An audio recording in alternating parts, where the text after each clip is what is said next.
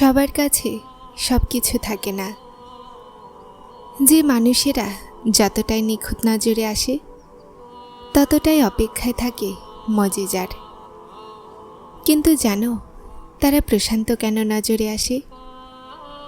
কেননা তারা আল্লাহর সাথে তার সম্পর্ক পাহাড়ের মতো মজবুত করে রেখেছিল। তাদের বিশ্বাস থাকে, তারা দোয়াতে কান্না করে। মানুষ কি বলে এতে তাদের কিছু যায় আসে না। জানো আমি কি চাই? আমি প্রতিটা সম্পর্কে মনোযোগ চাই। আর যেই পর্যায়ে গিয়ে আমার মনে হয় যে আমার চেয়েও কেউ গুরুত্বপূর্ণ আছে, তো আমি সেই জায়গা থেকে সরে যাই, একদম নীরবভাবে। এমন নয় যে স্বার্থপর আমি, কিন্তু হ্যাঁ, যেখান থেকে আমি ভালোবাসা পাই সেখান থেকে একটু কমতেও আমি সহ্য করতে পারি না। কোরআন পাকে আল্লাহ তাআলা বলেন, শুধু তুমি আমাকে মনে রাখো আর আমিও তোমাকে মনে রাখব। যখন মানুষ খুব কষ্টে থাকে আর মানুষ হেসে বলে যে আমি এই সমস্যা আল্লাহর সোপর্দ করলাম, তো বিশ্বাস করুন জমিন থেকে শুরু করে আরশ পর্যন্ত প্রতিটা জিনিস কেঁপে ওঠে। আর সেই দীর্ঘশ্বাস সোজা জমিন থেকে শুরু করে আরশ পর্যন্ত আসে। ভাঙা হৃদয় থেকে বের হওয়া দোয়া আর দীর্ঘশ্বাস কখনোই ব্যর্থ হয় না। আর যখন সমস্যা আল্লাহর সোপর্দ করে দেয়া হয়, তো জালিমরা বাঁচতে পারে না।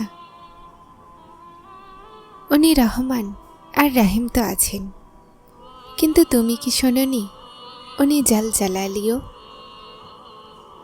কখনো কখনো কষ্টের তীব্রতা এতটাই বেশি বেড়ে যায় যে নজর আকাশের দিকে থাকে আর আমরাও হাত তুলে দাঁড়িয়ে থাকি।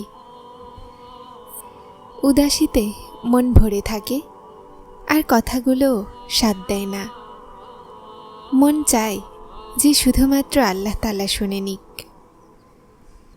নীরব কথাগুলো না বলেই জেনে যাক, আর শুধুমাত্র কোন বলে দিক। চোখগুলো একদম ভেজা থাকে, আমরা থাকি, আর শুধুমাত্র আমাদের রব থাকেন। শুধুমাত্র একটা তাওয়াক্কুল আর বিশ্বাস, আশা আর সবর থাকে। আল্লাহকে ভালোবাসুন। প্রতিটা খুশি এবং প্রতিটা দুঃখের প্রথম হকদার আল্লাহকে বানিয়ে নিন। আল্লাহর সাথে কথা বলুন, আল্লাহকে বন্ধু বানিয়ে নিন। কেননা আল্লাহ যাকে ধরে নেন আর যে আল্লাহর রশিকে ধরে নেয়, তো আল্লাহ তাকে কখনোই একা ছাড়েন না। আর মানুষ তো অনেক কিছু ভেঙে দেয়, আশাগুলো, চাওয়াগুলো, না জানি আর কি, তবে আল্লাহ তো ভালোবাসেন। আপনি তার সাথে কথা বলে তো দেখুন। যখন মানুষ তার রবের উপরে এমনভাবে ভরসা করে নেয় যে সে ছাড়া কেউই তার প্রয়োজন পূরণ করতে পারবে না, তো আল্লাহও তার বান্দাকে হতাশ ফেরান না। আর তারপর তুমি সমস্যার কারণকে না বোঝার কারণে সন্দেহতে পড়ে যাও, আর তুমি জানতে পারো না যে যে জিনিস পাওয়ার জন্য তুমি দিনরাত দোয়া করছো, তাহাজ্জুদের সিজদাতে কান্না করো, মিনতি করো, আল্লাহকে রাজি করানোর জন্য অশ্রুপাত করো, আর নিজের মনের পছন্দ মতো জিনিস হাসিল করার জন্য প্রতিটা সম্ভব চেষ্টা করে নাও, কিন্তু তারপরও খালি হাতেই রয়ে যাও। শোনো, আল্লাহ তোমার সাথে আছেন। মন ছোট করো না আর দুঃখ করো না। আল্লাহ সব কথা শোনেন আর তিনি সব কিছু জানেন। আসল বাস্তবতা হলো এটা যে জমিন আসমানের সমস্ত কিছু তার মুখাপেক্ষী। আর যেই ফয়সালা আল্লাহ করেন তার জন্য শুধুমাত্র তিনি হুকুম দেন। কোন অর্থাৎ হও, আর সেটা হয়ে যায়। আমি জানি যে কিছু জিনিস আমাদের মর্জির বাইরে হয়, কিছু সহ্য করতে হয়, আবার কিছু ছাড়তে হয়। জীবনে অনেক সময় মুভ অন করাও কঠিন হয়ে যায়। কিন্তু মনে রাখো, জীবনে হওয়া যে কোনো জিনিসই কখনোই বিনা কারণে বা কাকতালীয় হয় না। কোনো বিশেষ উদ্দেশ্যের কারণেই তোমার পর্যন্ত পৌঁছানো হয়। জেনে রাখো, প্রতিটা সৃষ্টির পেছনে কোনো না কোনো উদ্দেশ্য লুকিয়ে থাকে। এটার উদাহরণ খিজির আলাইহিসসালামের কাহিনী থেকে নিয়ে নিন। তিনি নৌকার একটি কাঠ খুলে নিয়েছিলেন। তখন মুসা নবী বললেন, আপনি নৌকাটি ডোবানোর জন্য এমনটা করলেন, অথচ তারা আমাদের সাহায্য করেছিল। পরে মুসা নবী জানতে পারলেন, অত্যাচারী বাদশার হাত থেকে নৌকাটিকে বাঁচানোর জন্য তিনি এমনটা করেছিলেন। কথা হলো এটাই যে তোমার রব অসম্ভব থেকেই সম্ভব বানিয়ে দেন। আসলে তুমি শুধুমাত্র সম্পর্ক ভাঙতে দেখো, আর সীমিত ভাঙনের জন্য জিনিসগুলোকে বুঝতে পারো না। সূরা বাকারাতে আল্লাহ তাআলা বলেন, হয়তো তুমি কোনো জিনিসকে তোমার জন্য পছন্দ করো, কিন্তু সেটা হয়তো তোমার জন্য ভালো নয়। আর হতে পারে তুমি কোনো জিনিসকে নিজের জন্য খারাপ ভাবো, কিন্তু সেটা আসলে তোমার জন্য খারাপ নয়। আল্লাহ জানেন, কিন্তু তুমি জানো না। জানো, যেই দিন কোনো মানুষ এই ফায়সালা করে নেয় যে আল্লাহ আমার থেকে উত্তম জানেন, আল্লাহ তাআলার হিকমতগুলো আমার সিদ্ধান্তের চেয়ে অনেক উত্তম, তারপর সে আল্লাহর ইচ্ছাকেই প্রাধান্য দেয়। সাহাবীরা বলে যে যখন আমরা দোয়া করি তখন আমাদের দোয়া কবুল করে নেওয়া হয়, তো আমরা অনেক খুশি হই।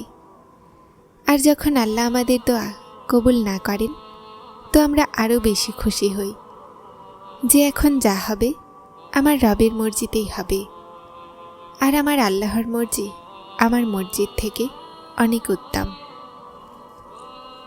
জানো, আল্লাহ তোমাকে তোমার মায়ের থেকেও বেশি ভালোবাসেন। তাহলে এমন কিভাবে হতে পারে যে আল্লাহ তোমার সাথে সেই কাজ করবেন যা তোমার জন্য খারাপ হবে? এটাও তো হতে পারে যে দরজাগুলো খোলার তোমার তীব্রভাবে অপেক্ষা আছে, হতে পারে সেটা এতটাই ঠনকো যে খুলতেই ভেঙে যাবে। আল্লাহ না করুক সেটাতে তোমার জীবনের কোনো বড় ক্ষতি হয়ে যাবে। তুমি ওই জিনিসগুলোর জন্য একদমই দুঃখ করো না যা তুমি পাওনি। জীবনে অনেক সময় এমন হয় যে তুমি সমুদ্রের মাঝামাঝিতে ডুবে যাচ্ছ, আর আল্লাহ তাআলা তোমার হাত ধরে তোমাকে কিনারাতে এনেছেন। সাময়িকভাবে তুমি কান্না করো, পিছনে ফিরে ফিরে দেখো, ফিরে যাওয়ার চেষ্টা করো, কিন্তু আল্লাহ তোমাকে এটা বলতে চান যে তুমি ভুল রাস্তায় আছো। এই দরজা শুধুমাত্র এজন্য বন্ধ পড়ে আছে কেননা এটার পিছনে রহস্য লুকিয়ে আছে, যেটা এখন তুমি বুঝতে পারো না। আল্লাহর উদ্দেশ্য বোঝা যায় না, কিন্তু কিছু সময়ের মধ্যে তার উদ্দেশ্যকে বুঝতে পারবে। মনে রাখো, তোমার জীবনের উত্তম পরিকল্পনাকারী একমাত্র আল্লাহ। তোমার কোনো জিনিস কখন চাই আর কখন দিতে হবে তিনি এটার উত্তম নির্ধারক। আল্লাহ তাআলা বলেন, এক পরিকল্পনা তুমি করো, আর একটা আল্লাহ বানান, আর আল্লাহ উত্তম পরিকল্পনাকারী। যখন তুমি আল্লাহর সিদ্ধান্তের উপরে নিজেই চিন্তিত থাকতে লাগো তো তুমি বিপদে পড়তে লাগো, বরং আল্লাহ তার উদ্দেশ্যের কোনো না কোনো ফল অবশ্যই দেন। কোরআন বলে, আল্লাহ যা কিছু চান মুছে দেন, আর যা কিছু চান কায়েম রাখেন।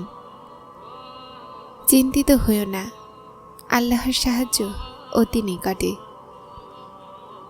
যারা চ্যানেলটিতে নতুন এসেছেন তারা সাবস্ক্রাইব করে হেদায়েতের সাথে থাকুন। আসসালামু আলাইকুম।